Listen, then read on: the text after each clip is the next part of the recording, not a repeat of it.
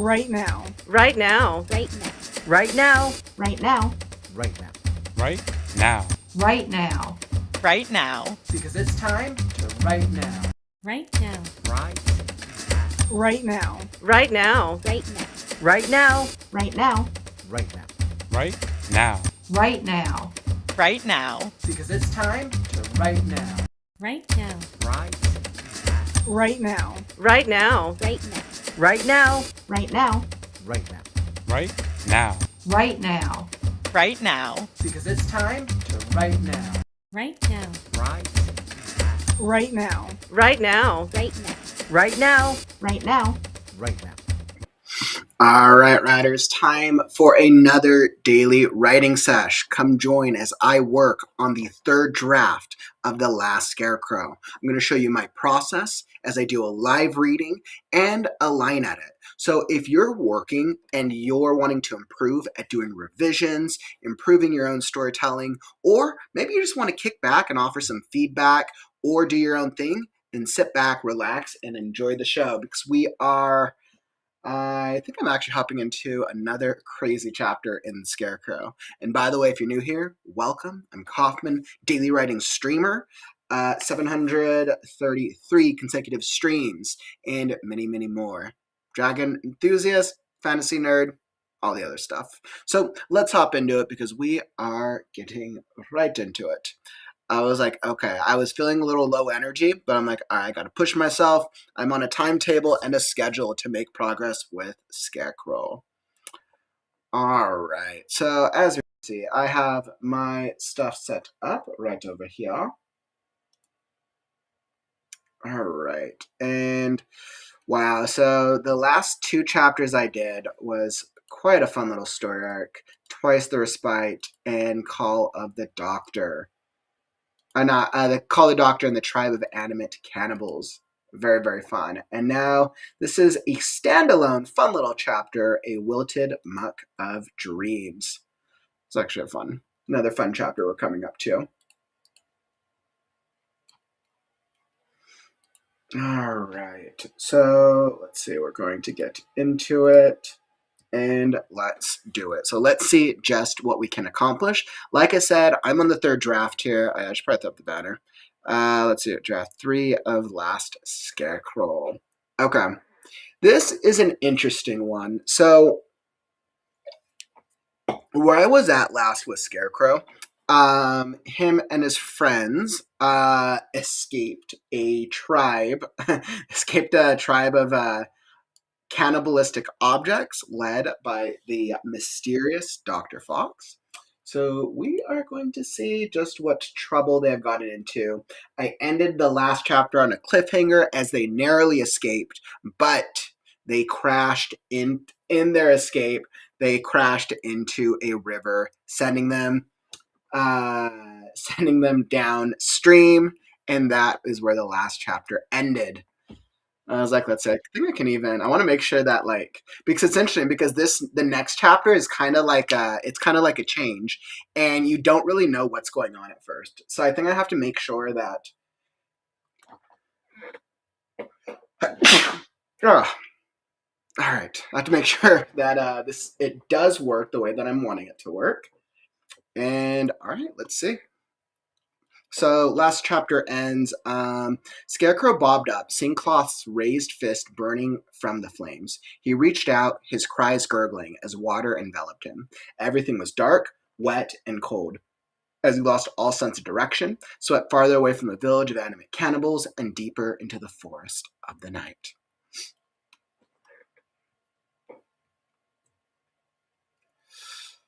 All right, chapter 18, A Wilted Muck of Dreams.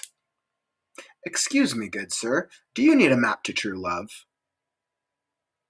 Scarecrow blinked away.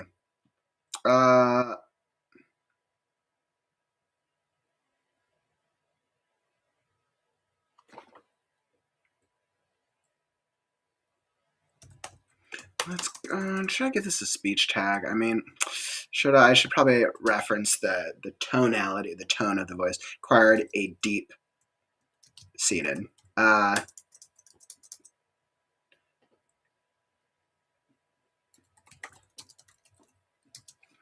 Excuse me, good sir. Excuse me, good sir. Do you need a map to true love? Inquired a deeply passionate voice, deeply breathy voice, a deeply passionate voice. I wonder if passionate will be enough of a descriptor. Might be too vague. Let's see.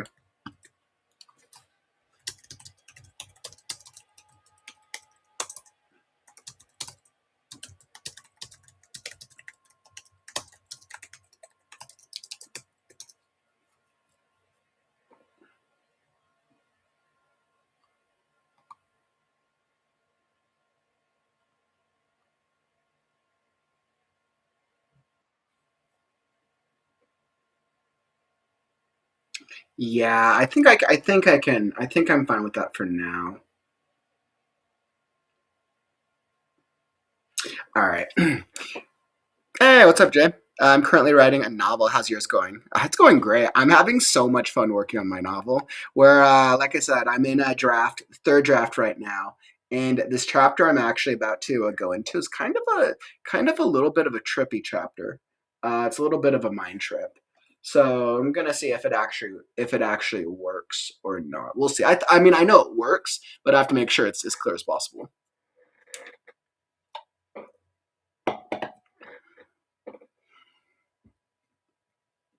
Excuse me, good sir. Do you need a map to true love? Inquired a deeply passionate voice. Scarecrow blinked awake as a furry face came into view. Large hazel eyes full of wonder, orbited by white fur that trailed down to a white snout, and trailed to a white snout. I guess broad could.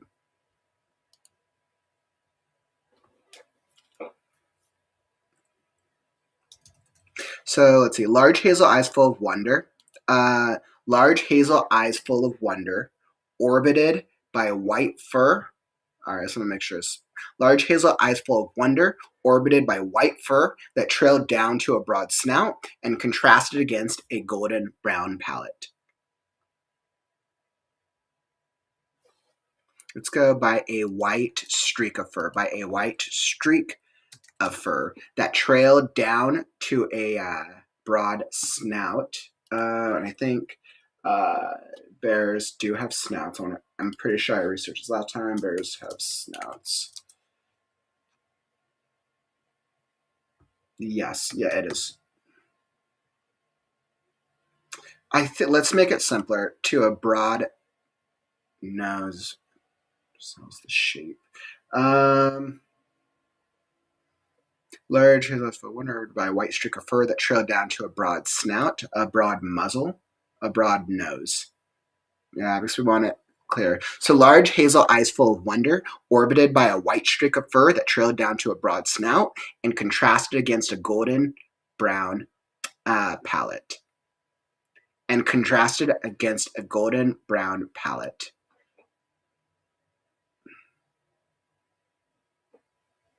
Is that clear? Large hazel eyes full of wonder, orbited by a white streak of fur that trailed down to a broad snout and contrasted against a golden brown palate. Contrasted against a golden brown palate. Ask myself if that's clear enough. Maybe. Let's see if I provide a little bit more. I don't, and it's very intentional. And contrasted against a golden brown. Let's see, what's alternate words for fur? Alternate words for fur. Against a golden brown palette.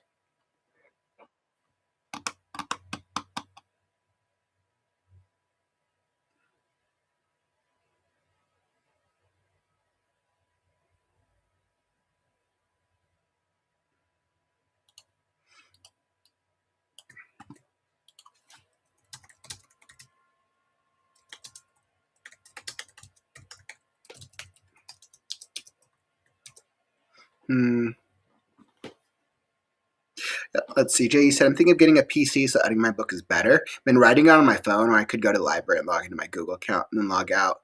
Yeah, you'll probably make way more progress. You'll probably make way more progress if you get a PC. But at least you can go to the library and get be able to work on the computer for a little while. I forgot. Usually, library computers are free, right? I'm pretty sure library computers are free. But yeah, you'll probably make a little bit more progress. But I mean, like, real talk, Jay, my first book that I wrote throughout middle school, high school, I sat in the back of the class writing on notebooks. My first book filled up about 10 notebooks worth. So, like, I totally get it. And if you don't have the technology yet, then that's definitely another strategy for sure. I know a lot of writers who write books by hand. I feel like your phone works. I feel like between a phone and writing on paper, you probably have a little bit more consistency with paper, though, would be my guess. Until you get a PC, or just go work in the library.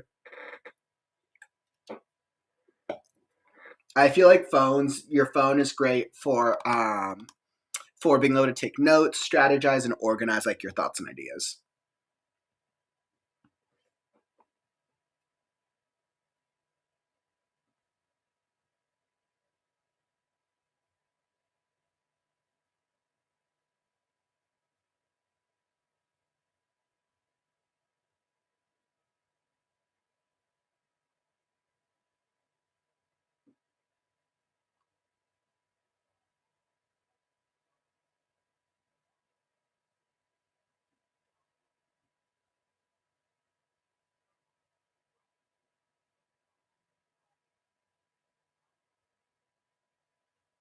Yeah, I think that's actually a better call. So large hazel eyes full of wonder.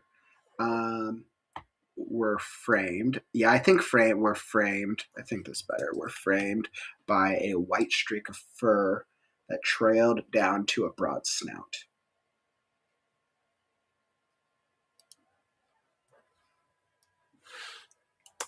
Interesting.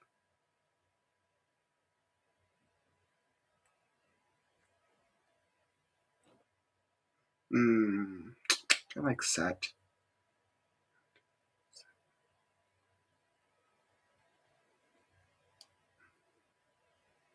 Standing out against, set against.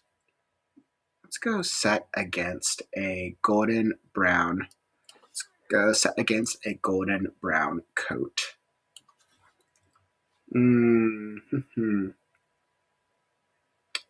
Do I like coat though?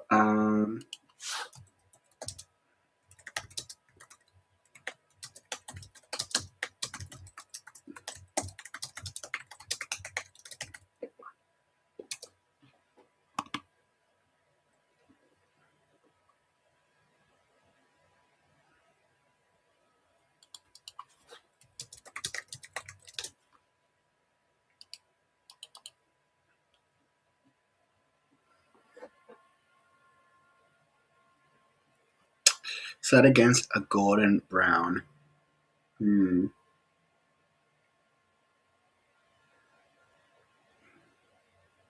Set against golden brown fur. Oh no, wait, we used fur twice. Against a golden brown. Set against a golden brown hide.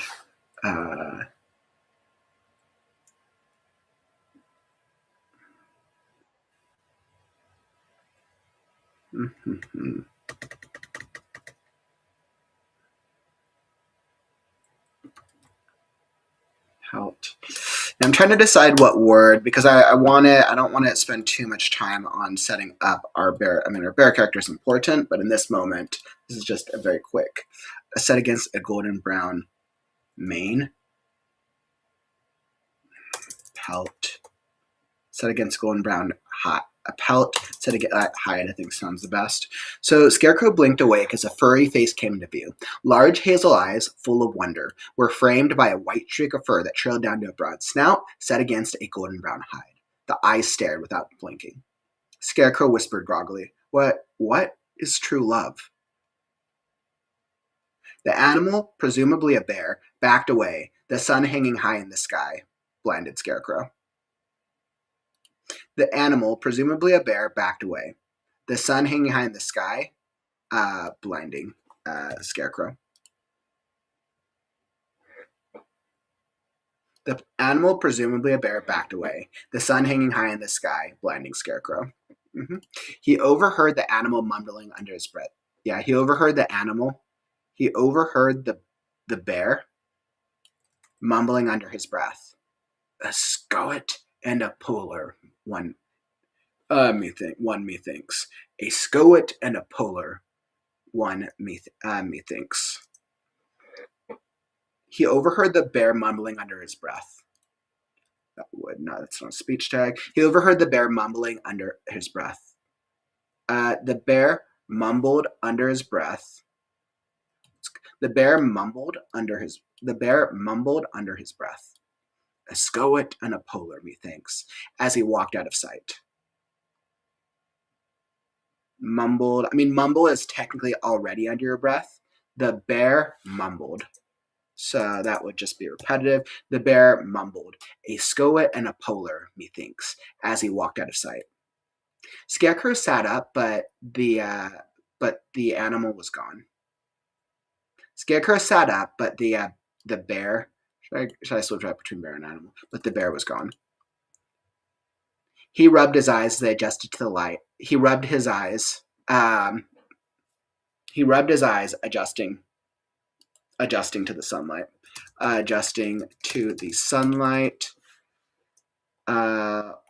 He rubbed his eyes, adjusting to the sunlight, while shaking his head. A golden field full of lush crops, fruits, and vegetables spread out before him. Creator's beasts moved about in the distance, while creators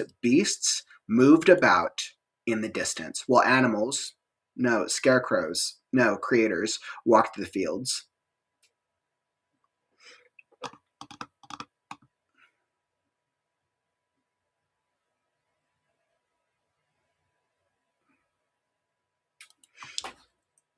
He rubbed his eyes again, uncertain if he rubbed his eyes again, uncertain if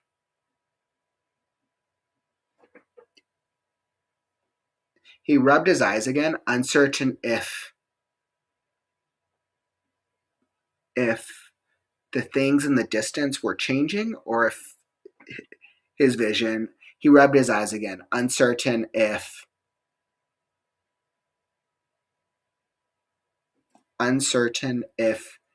the figures in the distance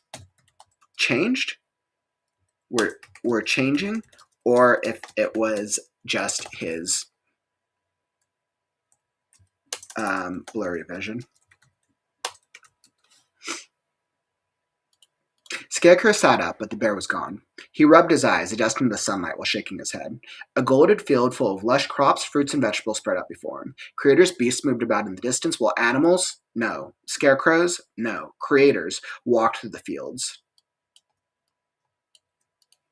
He rubbed his eyes again.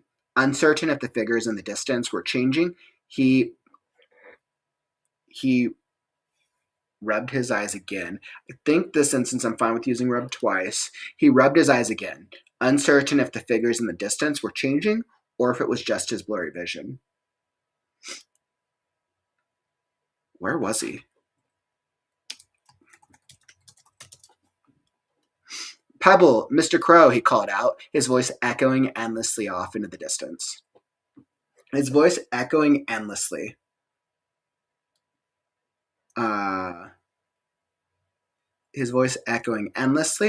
While he off in the distance. Does that? I think echoing endlessly what it implies. Pebble, Mr. Crow, he called out, his voice echoing endlessly in cascading waves. Cascading waves. His voice echoing endlessly in cascading frequencies. In cascading frequency. His voice echoing endlessly in cascading frequency. Well, he tried to make sense of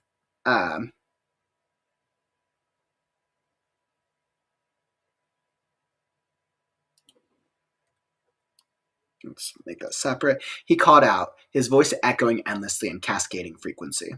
He tried to make sense of his surroundings. The beautiful sun-filled sky without a hint of clouds, led him to feel relieved. Like this should be a perfect day. The beautiful sun-filled sky without a hint of cloud made him feel relieved, as if this should be a perfect day. He took a deep breath, attempting to recall how he got there.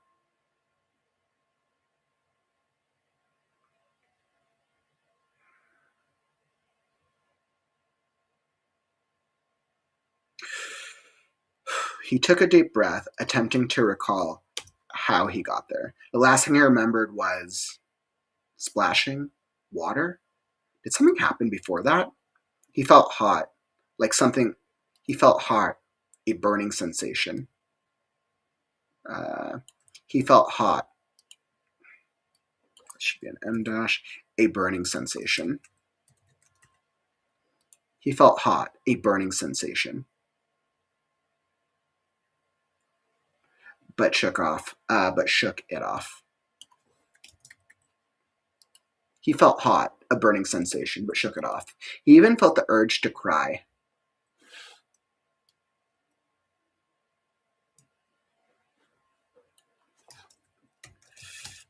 Why did he feel the urge to cry? Glancing down at his twig-wrapped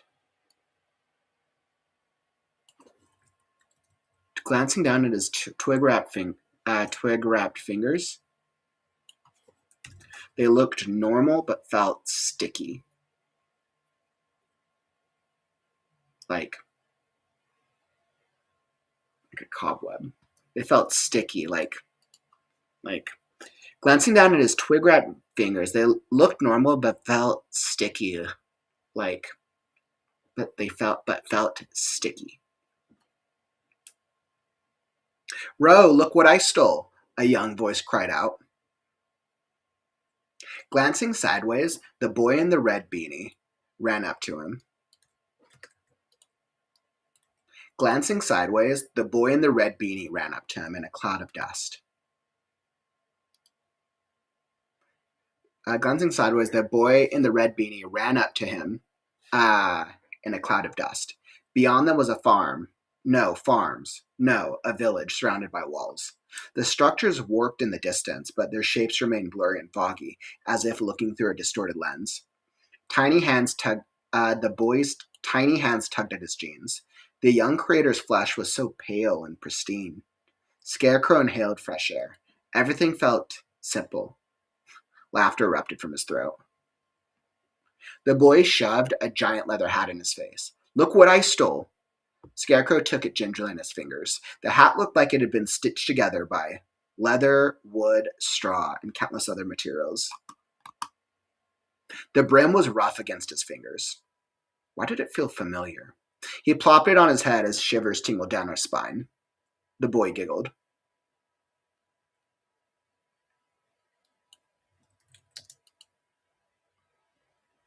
Hey, what's up now? I saw you hop in there, my friend.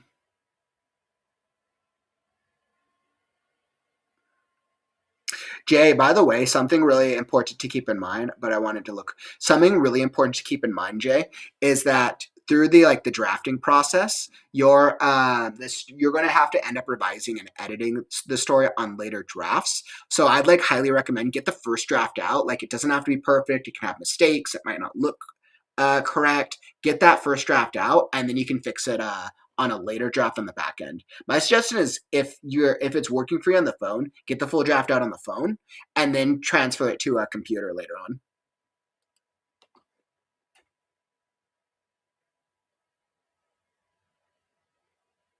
That's awesome. Sounds like you've made a good start, my friend. You should definitely keep pushing. Absolutely. That's really cool. Oh, I appreciate that. Yeah, on the if you want to check out the there's so many things we have on the Right Now YouTube channel. If you want inspiration, we literally just had our 30-hour writing live stream, the Right Now-a-thon. I know I streamed to a couple channels. The Right Now channel on a YouTube is where the majority of the community hang, but we get a lot of really cool writers through Twitch as well. So I usually try to cater to both. So Awesome. Well, appreciate you stopping by, my friend. Feel free. I stream every day, so feel free to come hang out anytime. All right. Woo!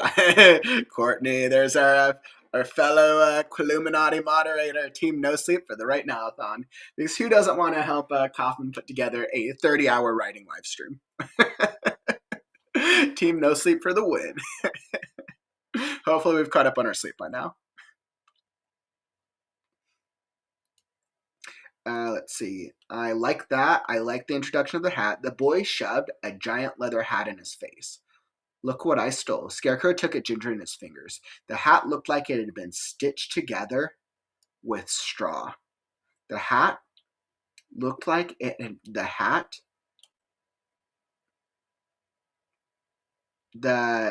looked like it had been crafted using leather and wood. The hat looked like it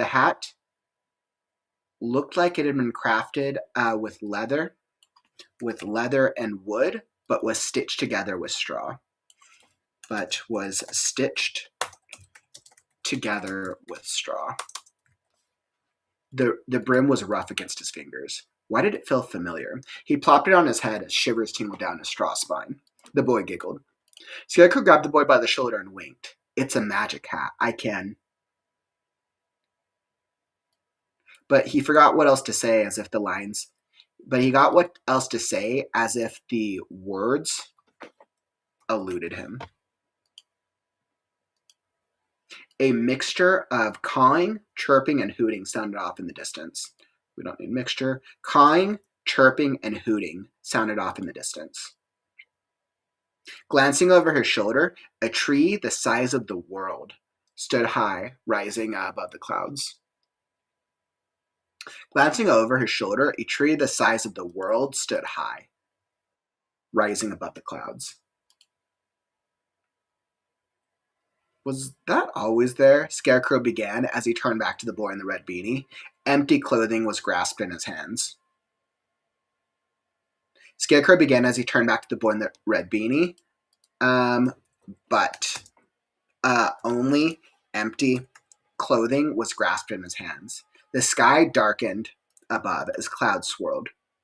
The creator's beasts roared in the distance, a cacophony blending with explosive thunder. The creator's beasts roared in the distance. The creator's beasts roared in the distance. A cacophony of noise blending with explosive thunder. Looking up, rain fell from the sky. Rain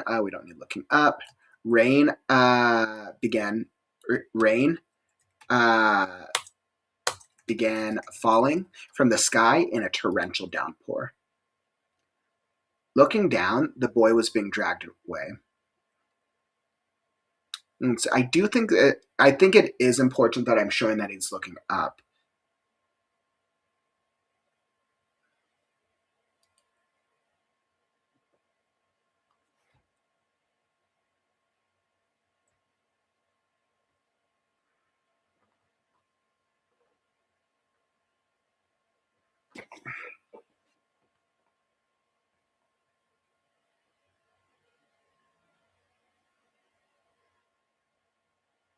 Was that always there? Scarecrow began as he turned back to the boy in the red beanie, but only empty clothing was grasped in hands. But only empty clothing was grasped in his hands.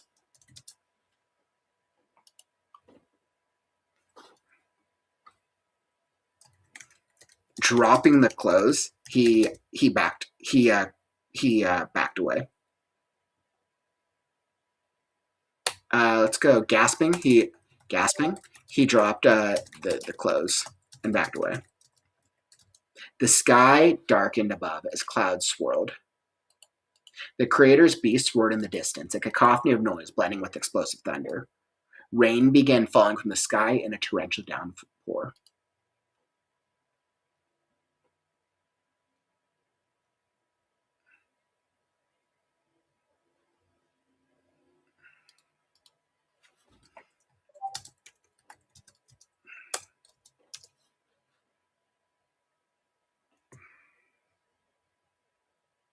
Actually, I know how to do this. The creator's beast roared in the distance, creating a cacophony of noise, creating a cacophony of explosive, of thunderous noise, causing him to look away, to look up, to look around. Rain began falling from the sky in a torrential downpour.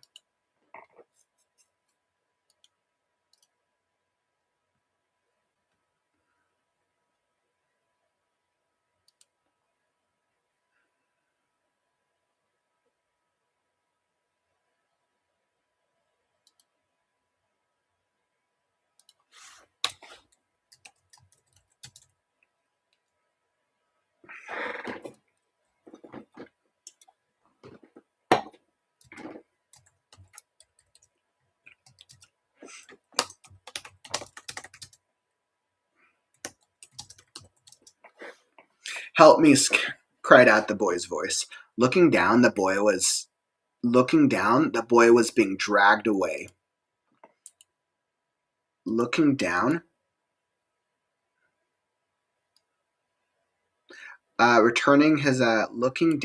the boy was on the ground,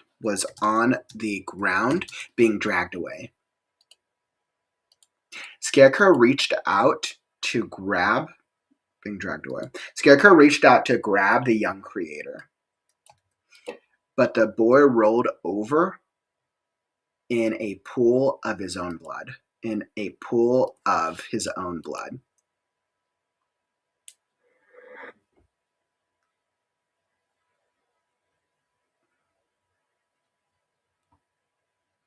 Looking down, the boy was on the ground, being dragged away. Scarecrow reached out to grab the young creator, but the boy rolled over in a pool of his own blood. He looked up. The boy looked up. Blood splattering everywhere. His face, a blood-drenched skull.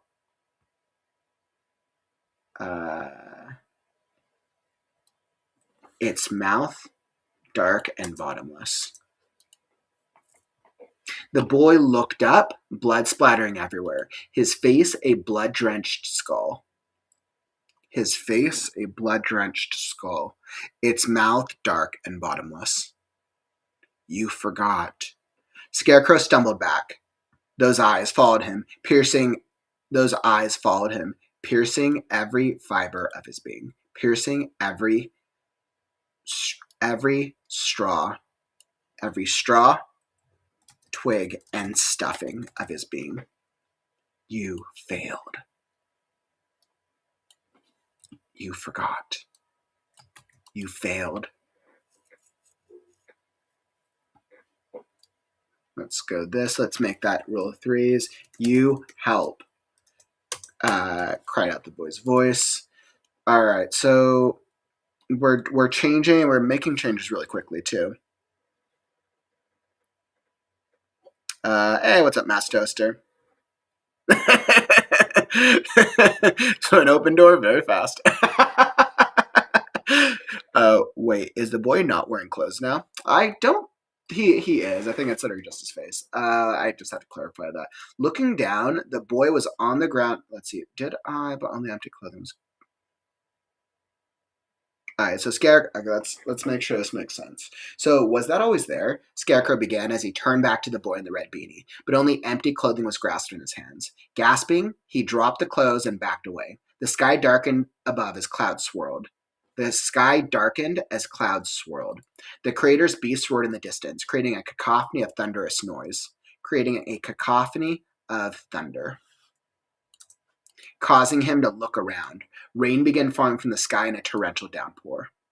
You help, cried out the boy's voice. Looking down, the boy was on the ground, being dragged away. Scarecrow reached out to grab the young creator, but the boy rolled over in a pool of his own blood.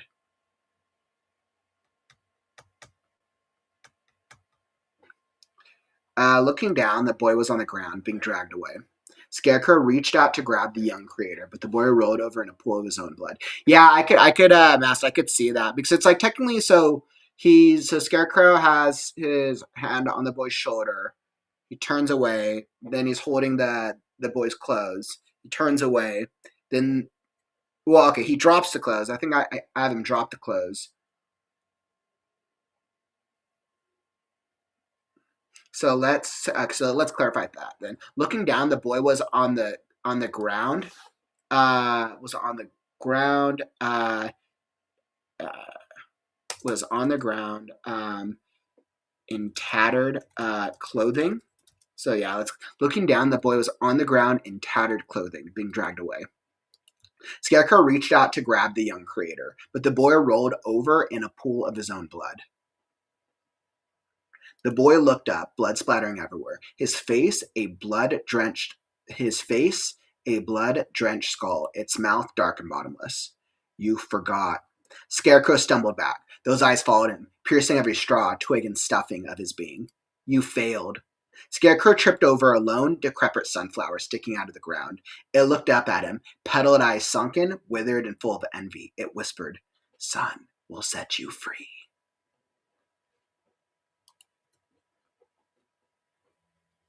Scarecrow tried to back away, but he sank into the ground like quicksand. His legs sank, his stomach and arms.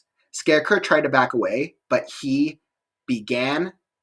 sank into the ground like quicksand. But his legs sank, his stomach and arms sank. Scarecrow tried to back away. He screamed for help. His legs sank, his stomach and arms sank. He screamed for help, flailing what he could about wildly. Flailing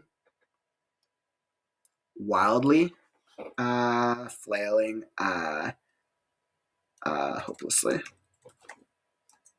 Scarecrow tried to back away, but he sank into the ground like quicksand. But he sank into the ground. I don't know if we need the quicksand. Sank into the ground. His legs sank, his stomach and arms sank. He screamed for help, flailing hopelessly. Trying to grasp for the roots of the tree, he spotted multitudes of birds in the sky above. There was one in particular who he recognized. Scarecrow tried to back away, but he sank into the ground. His legs sank, his stomach sank, and he thrust out an arm, before sinking completely. Before he could sink, and he thrust his stomach. Scarecrow tried to back away, but he sank into the ground. His legs sank, his stomach, his legs sank, his stomach sank. Let's make that a separate. He thrust out an arm.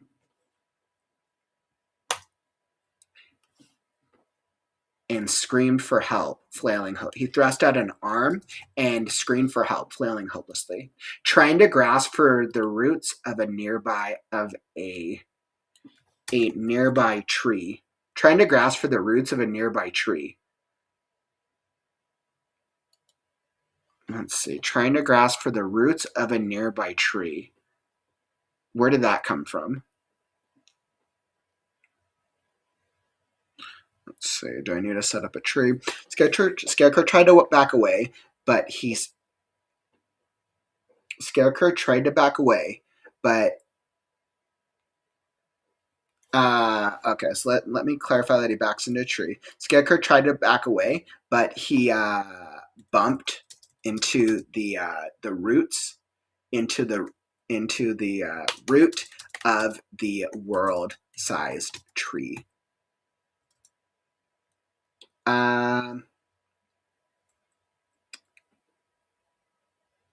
The ground gave way as he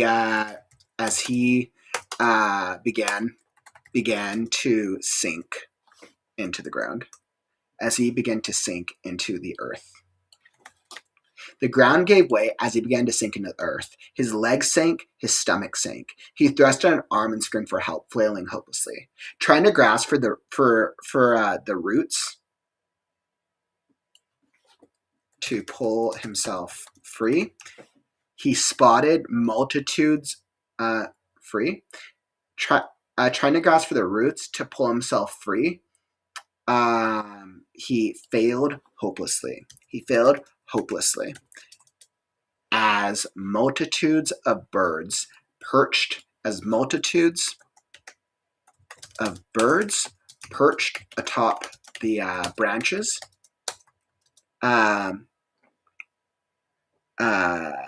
peered down at him callously. Crap, can we spell this? Callously. I don't think that's spelled right. Callously. Nope, not right. It's going to bug me.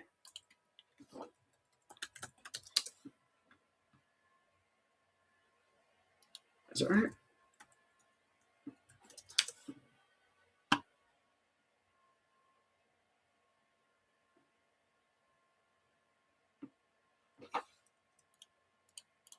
All right, there we go. He failed. Okay.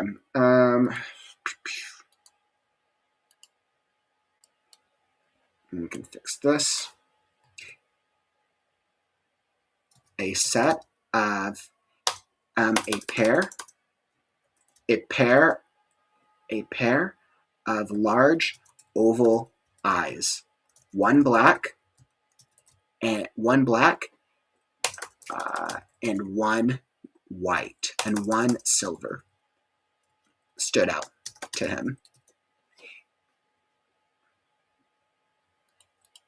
As Scarecrow's chest sank into the earth, he reached for the sky, crying out, "Mr. Crow, help me!" All right. And then that's a scene break. Interesting. Yeah, so I'm wondering if the beat does work. So interesting. And it's very much dreamlike. So like that is what, so it's about 1, 2, 3, 4.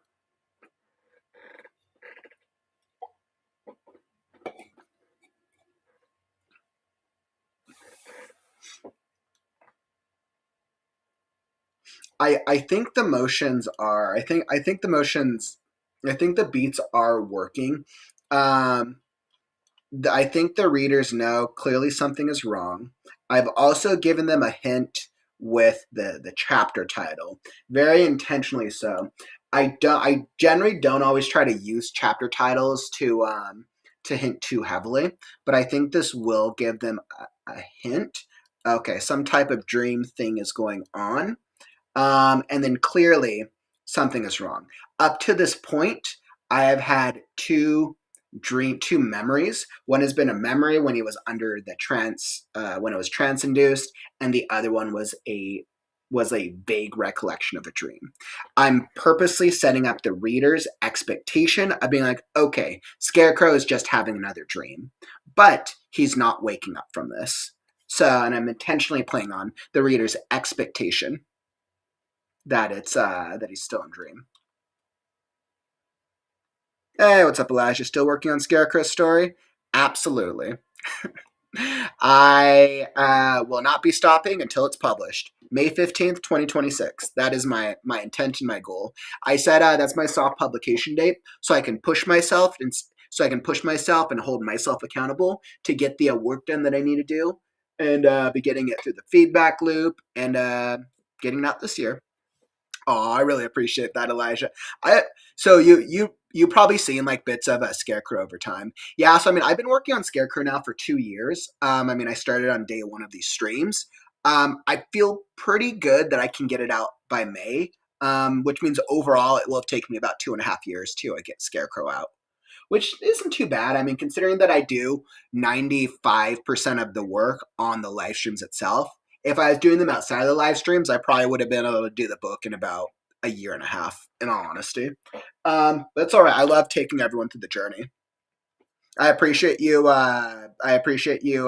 saying hi. I was like, I want to get Scarecrow out so badly. I want everyone to read it, and then you guys can tell me if it's actually a good book or if it's just in my head.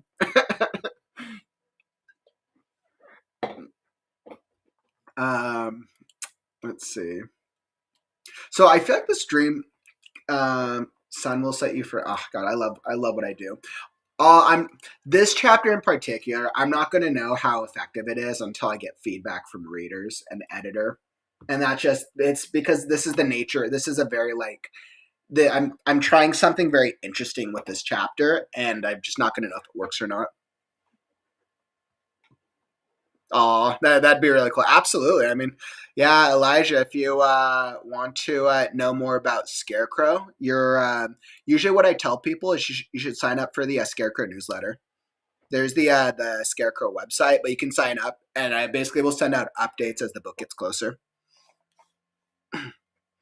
Because I know there's so many writers who've been joining me along the journey over time, but now the actual website is up, and I'm just so happy about that. That was one of my things I've been super happy about. Even beta read for you. Oh, thanks for that, Elijah.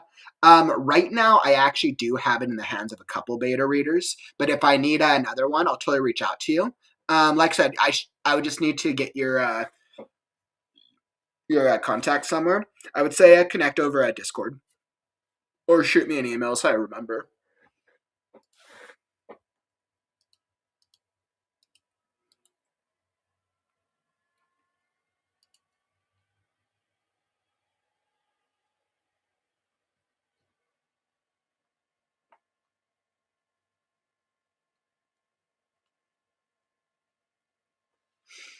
All right, so we had this Scarecrow beat, which is interesting. And now this is the first instance of a Mr. Crow POV swap in this book. We're at, 253 pages, which means it's probably around 200 pages in. First instance of a Mr. Crow POV. All right.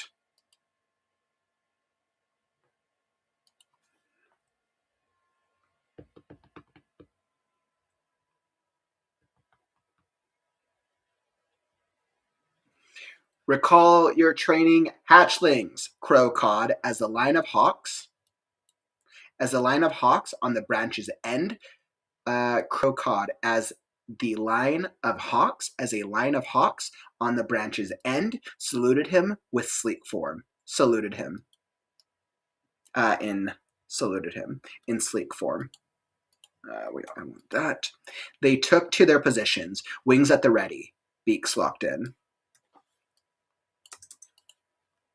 Birds of prey, we refuse, he directed to the opposing branch, a line of fizzlebirds at the ready. Oh, I see why I capitalized. I mean, it is his POV, so they would actually be of importance to him. A line of fizzlebirds at the ready. A line of fizzlebirds at the ready. Feathers glowing with the majestic ember hues of their volcanic upbringing. Crow glanced back over his shoulder. Crow glanced over his shoulder at a place of importance. The very air was fuzzy as if distorted through a lens. With a furled wing, he smacked his head. No nonsense!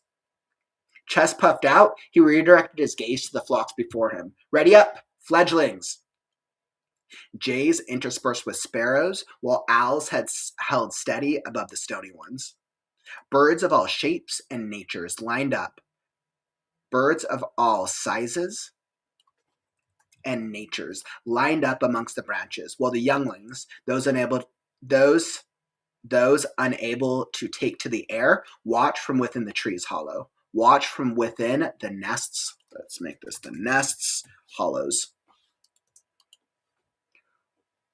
One goal, one flock, one destiny, he cawed, his resolute shrill carrying near and far. One goal, echoed the hawks. One flock, echoed the doves. And echoed words became lost to a singular howl that pierced the night sky. Let's go. Got to make this clear. One goal, one flock. That's good. And the rest of the words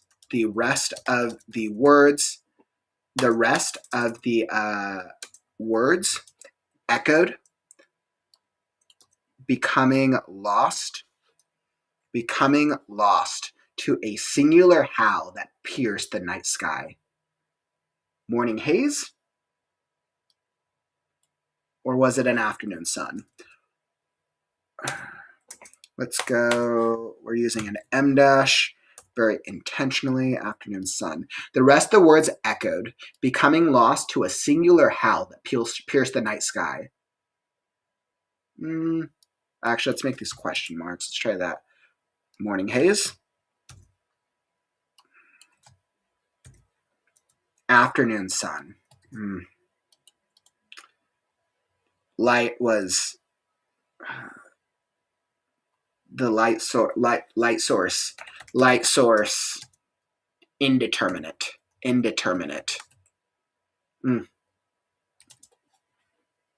Let's see, does indeterminate work as the word? Indeterminate.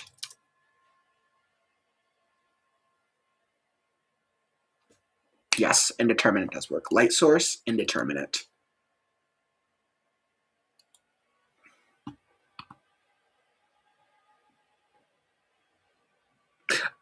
So WTC Creative is actually an awesome web designer. He does charge for his web services.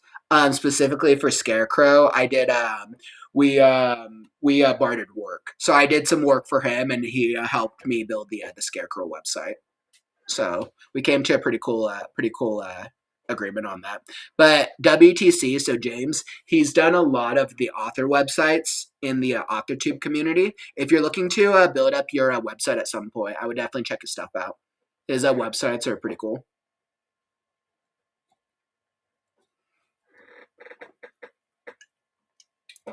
And I mean, that's what I try to do, and that's what I recommend to writers. Like, if you don't have a lot of money saved up for early parts of your book stuff, and clearly we got to do all the author branding, then figure out ways to barter with other freelancers. It's always a good strategy. Find other freelancers who have things that you can offer. It is always a good recommendation. Let's see. Crow turned as the sun replaced the moon, replaced the stars, replaced the lack thereof.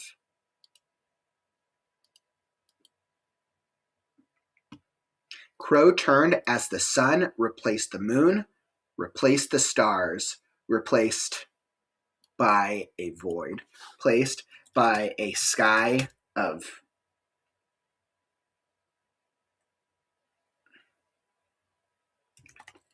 replaced by a sky of nothing but the void.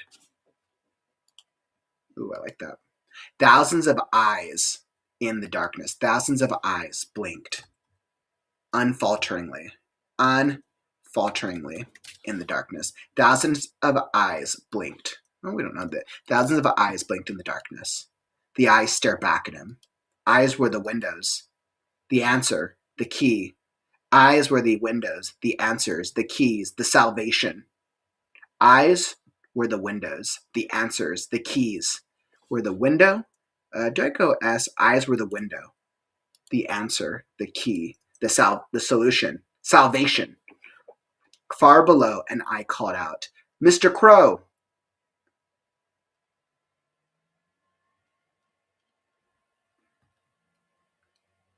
Far below, an upbeat. Like, how do I describe Scarecrow's voice? Far below, an upbeat.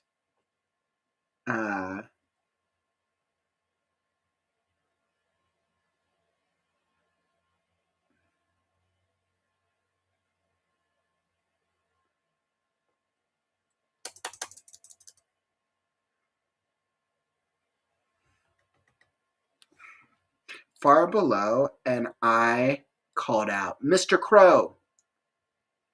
He shook his head. Crow shook his head. Crow shook his head. The darkness was gone, replaced by his ancestral home. The nest. He gazed up at the tree, which encompassed the skies, the clouds, and the stars above. Something irked him in the corner of his tiny, minuscule bird brain. Something irked him in the corner. Something irked at him.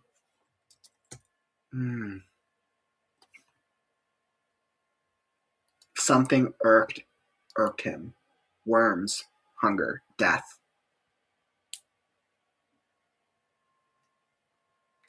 A bear tore through the air as it shifted into a wolf, tackling him to the ground. Let's see. So right now, does this make sense?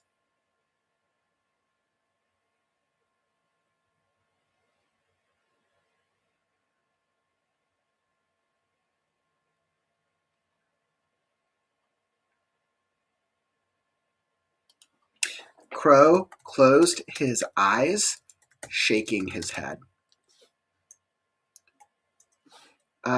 When reopening them, he stood on ground level.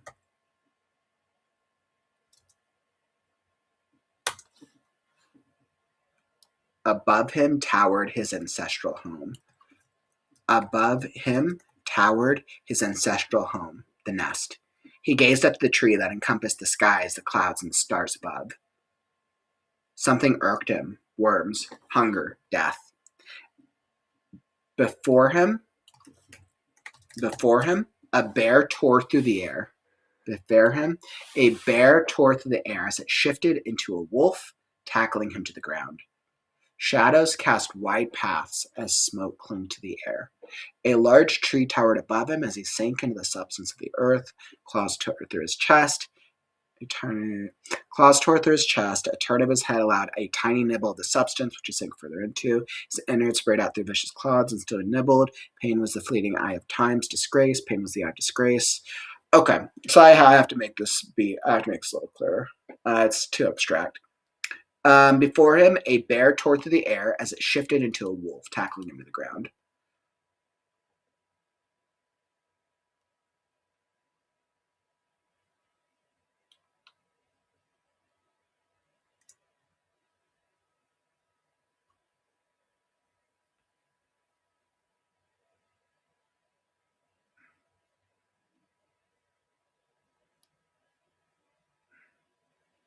Before him, a bear stumbled across the dirt. Before him, a bear.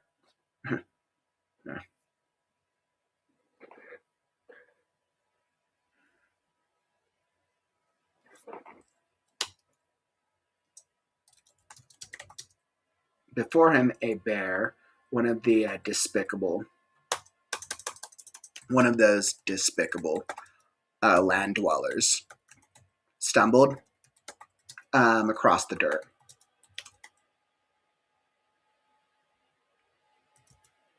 Confused.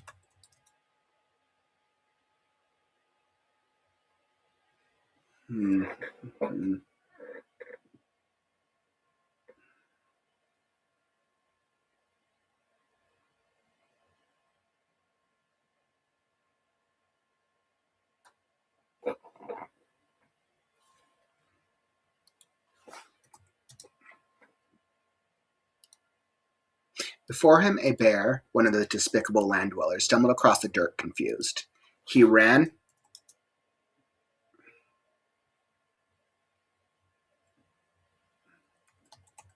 He trudged past him.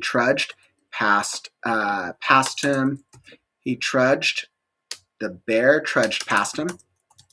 Bear trudged past him, mumbling.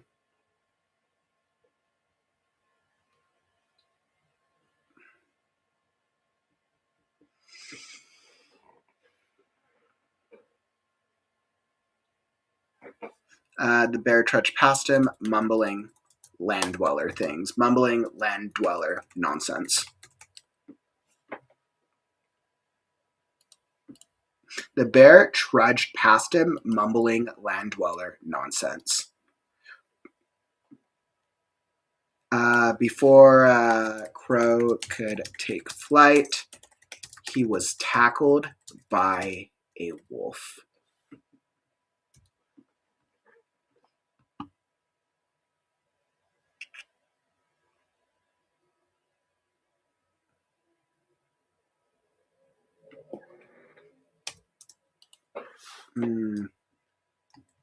Claws tore at his chest.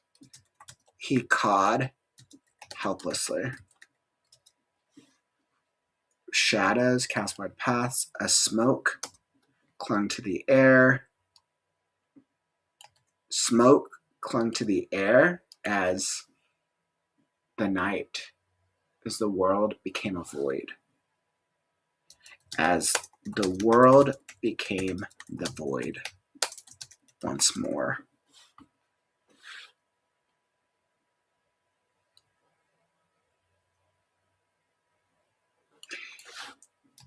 He turned pain, agony, disgrace.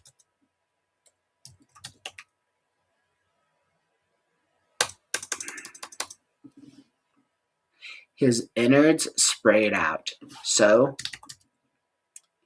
his innards sprayed out as the wolf. His innards sprayed out as the wolf clawed, as the wolf tore him to shreds.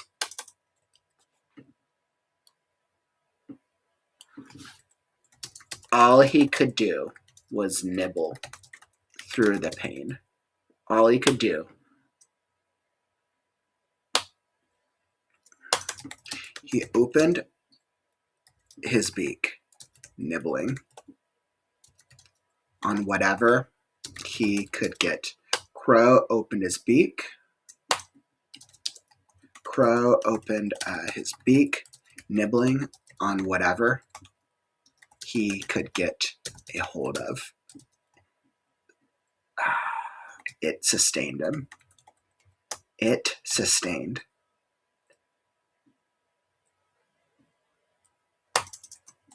Sustenance.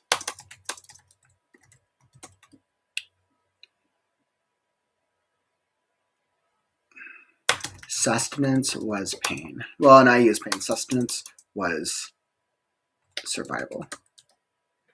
Pain was the fleeting eye of time's disgrace.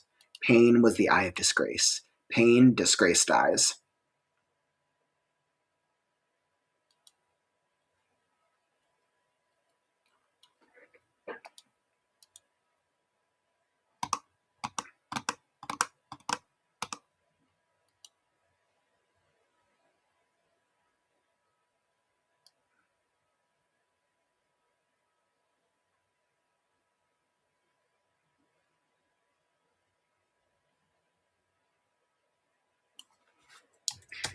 He sank into the ground. He sank into the earth. He allowed himself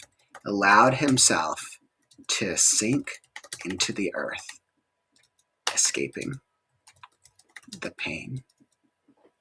A low-pitched giggle echoed in the endless void.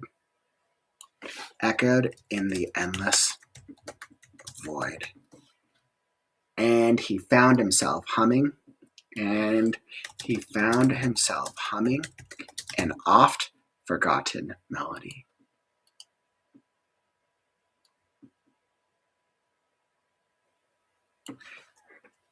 Moon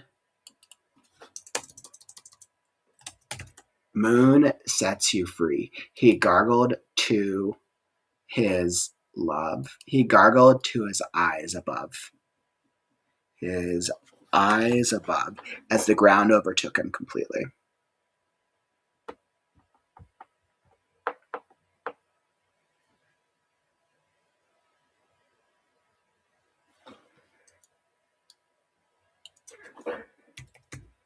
All right, so this is interesting. It does do some interesting character building work, but clearly there's a lot going on here. I'll have to ask myself if it's too abstract or if it works. This is like the first Crow POV, and it's very kind of a lot going on. But it does have a similar roller coaster feeling to Scarecrow's in that he starts off in one setting as it kind of transcends into a chaotic mess, so to speak.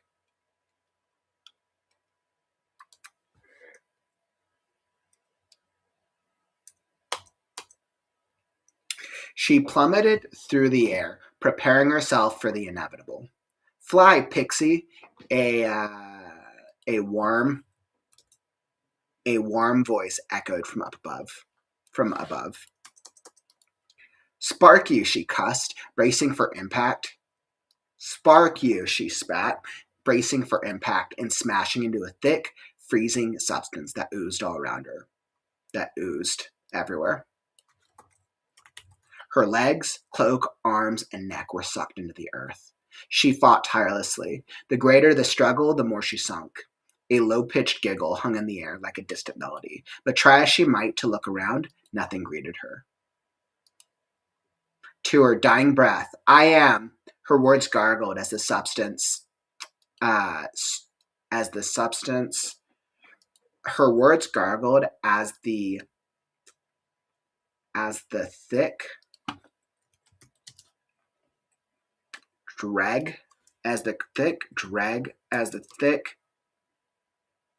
murky substance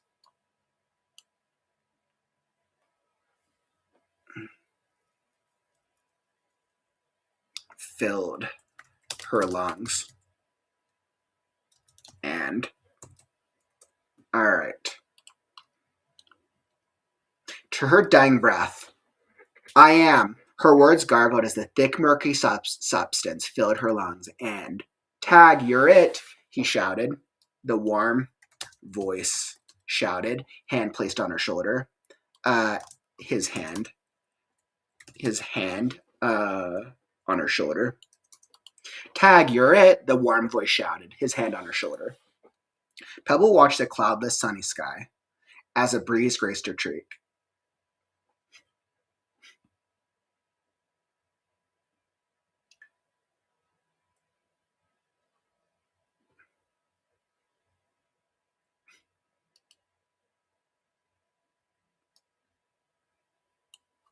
Glancing down at her brother's emerald green sausage fingers, she giggled. She didn't giggle. She didn't giggle. Stretching her arms wide brought about a yawn as she leaned back to take in the view. Voices echoed from the voices rose up from the robust city full of life in the streets below. Machinery roared in the distance with a lull of blasts, drums, and clattering. I'm not playing you, dum-dum. Pebble readjusted so her wings were still comfortable, despite the awkwardness of the stone. Pebble readjusted so her wings were still comfortable, despite the awkwardness of the stone overlook they were perched upon. Of the stone overlook, they were of the stone ledge they were perched upon.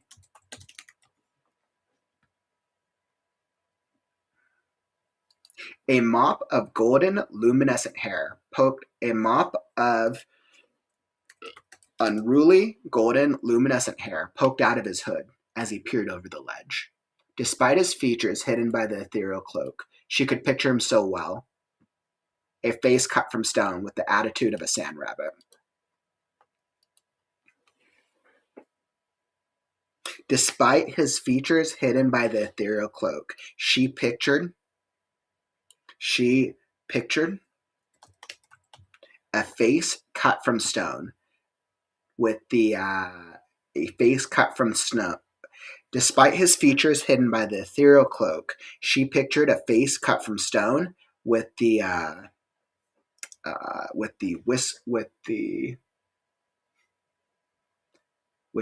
markings. I think I have a better word for this. So I kind of go into attitude. She pictured a face cut from stone. Despite his features hidden by the ethereal cloak, she pictured a face cut from stone with the attitude of a sand rabbit.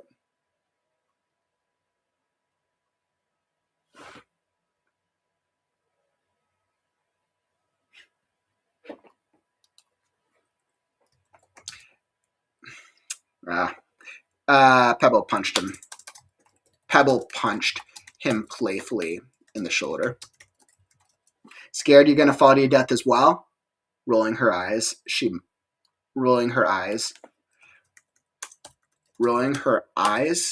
muttered. Remember where, stuttering, where. She gulped profusely. He punched her in the shoulder. He returned the friendly punch. He returned the friendly punch.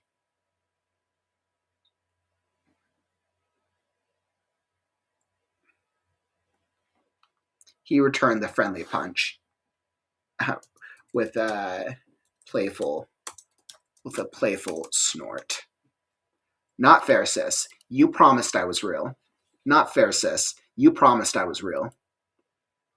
Pebble roared with laughter. Well, it is called a hide end. The air suddenly felt strange, like it was thick and full of moisture, uncomfortable even. Wait, what are you?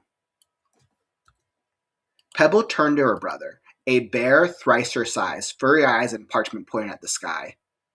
You see that star?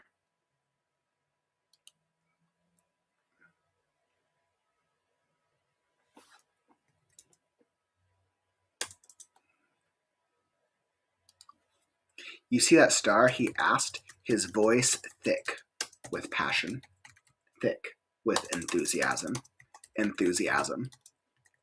Yuck.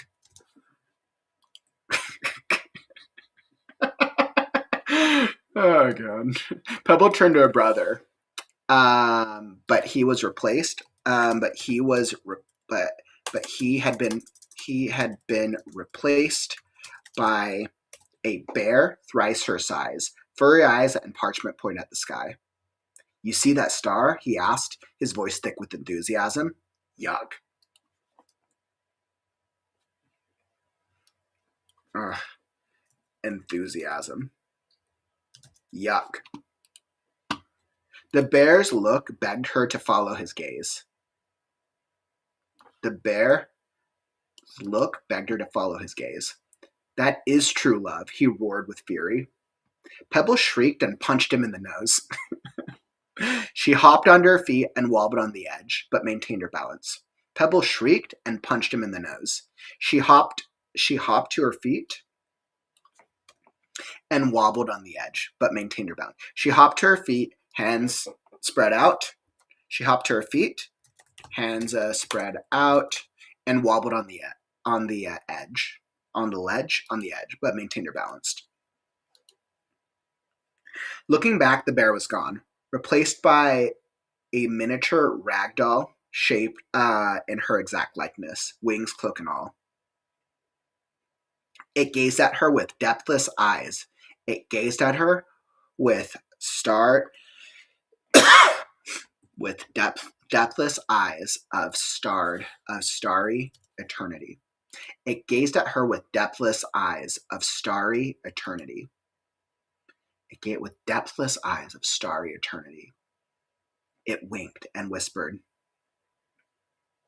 I love you times eternity, little pixie.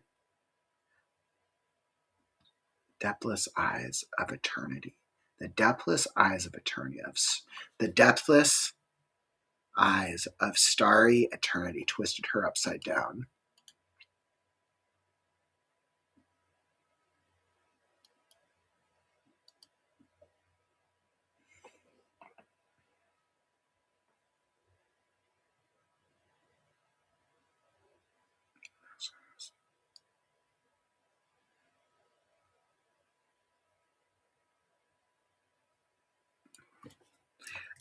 Those eyes, endless eyes, endless eyes. The endless eyes twisted her up inside. The endless eyes twisted her up inside, pulling at her.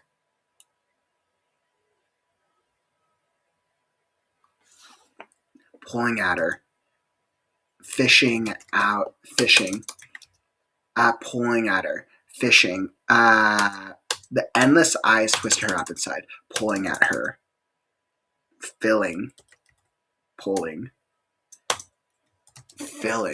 her with dread. filling her with dread, longing, and despair. Mr. Crow, echoed the words of a familiar voice off in the distance.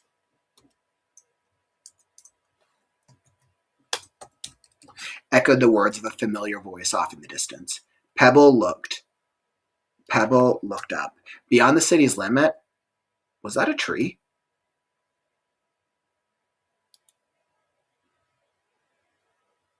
And beyond the tree,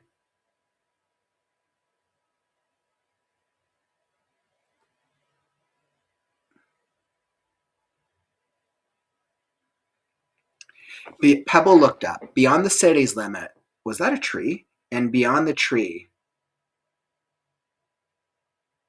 a domed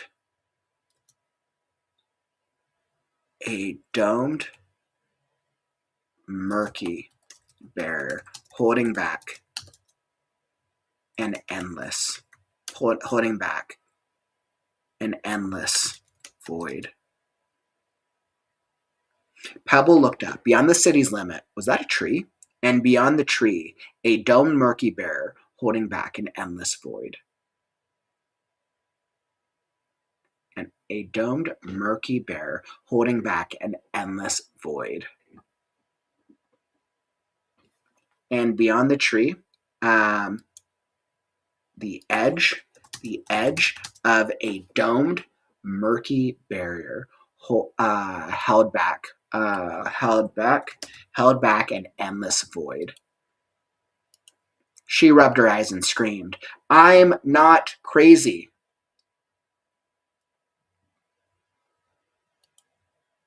Her cloaked brother turned to her. Why couldn't she see his face? He uttered in a deadly whisper, "You're worse than crazy."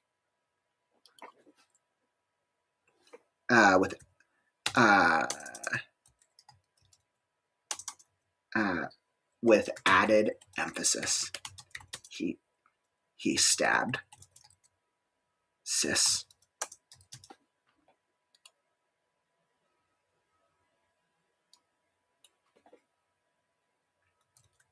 With added emphasis, he whispered. Nope. With added emphasis. Actually, let's just make this. Let's do that.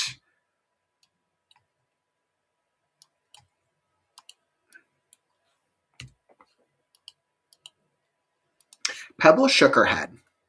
She had to keep the terror at bay. Anything to change the mood. She reached in her pocket and felt for the thing. It wasn't there. Her breathing quickened. "I'm not crazy," she whispered. The hooded figure looked up at her. But it was her own face. The hooded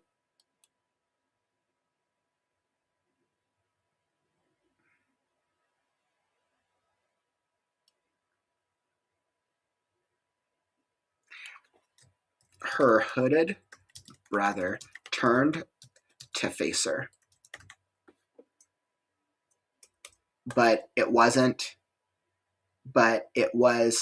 Her hooded brother turned to face her, but instead, it was her own face staring back at her. Drenched in the purple-greenish blood of her heritage, with sunken eyes and soulless pupils. She tried to scream, but no words left her mouth. Nothing. Fight. Pebble felt a shove as she stumbled over the side. Have to fly. Fly away. Fly. She plummeted through the air, preparing herself for the inevitable. She plummeted through the air, preparing herself for the inevitable.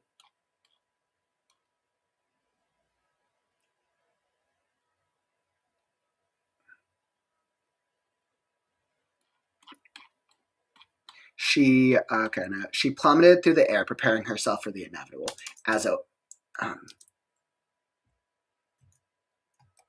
fly, Pixie, a warm voice echoed from above. She plummeted through the air, preparing herself for the inevitable. As a warm voice, let's do this differently. As a warm voice echoed from above. Fly, Pixie.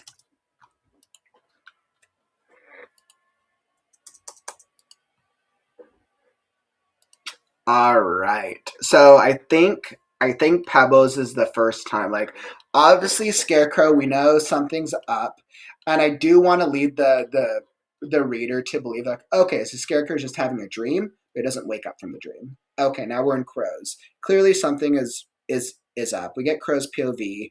Clearly Crow is also having a weird dream.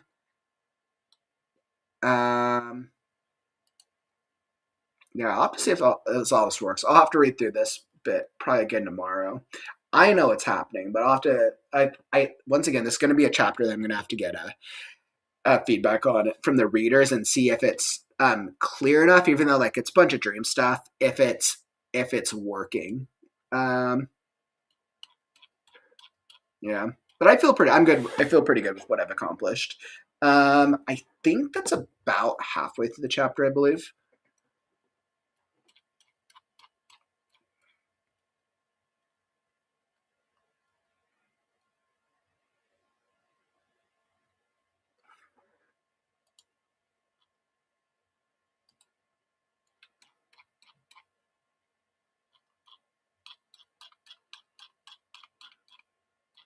Yeah, so it's about 19 pages. Yeah, so I'm a little over halfway through the chapter. Okay.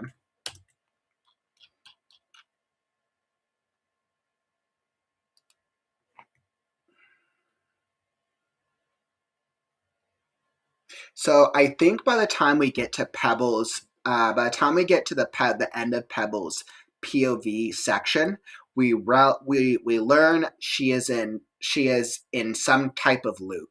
The beginning of her section and the end of her section end the same way. She's stuck in some type of cycle, and I think then the reader's like, okay, so they're stuck in something. They're stuck in some type of cycle. Now we go back to Scarecrow, and we're going to figure out what's going on.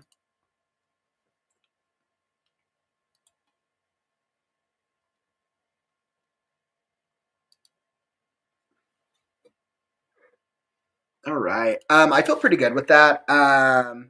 Because it's a little on the later side, I probably have to call it for now. What we do about an hour 20, and I'll have to finish up the rest of this chapter tomorrow.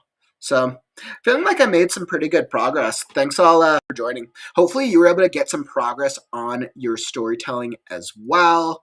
As like, I'm kind of working on a little bit of a trippy chapter, so it's like this is a little bit of this chapter is an interesting one to try to work with, especially as you guys can kind of see my process, right? So it's less about the content, the context of the chapter, and it's more like you're probably saying, right, as I'm reading things aloud and then making minor line edits in real time. Sometimes it's style edits, sometimes it's adjustments. This is how I see a revision generally works.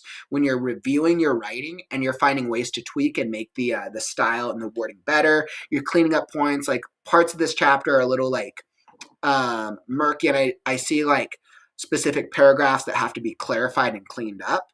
And you're really just taking that on a paragraph by paragraph level as you go throughout the draft. So, yeah. Hopefully you're making some good progress on your storytelling as well. I'll be back tomorrow with the Right Now Writers Group. We're returning the first writers group of 2026. We'll be joined by the other writers of the community, same time, same place, every Wednesday, 4 Pacific, 7 Eastern. Come join us, and if you want to hop on stream with us, you're more than welcome. Drop a comment, let us know in the Discord, and this is an open invite to all writers. So hopefully we'll see y'all tomorrow. But if you enjoyed the stream, tap that like button. Help us show the algorithm that writing streams are cool. All right, my friends, thanks so much for joining. But unfortunately, that brings us to the end of the stream. Don't forget, words are wind, but stories are forever. I'm Kaufman, and I'll catch you on the morrow. Stay creative, writers. Words are wind, but stories are forever. I'm Kaufman, and I'll catch you on the morrow. Stay creative, writers. It's time to write. Right now. Sorry. Right now, not right now, but right now. Read now, right now. Is that right?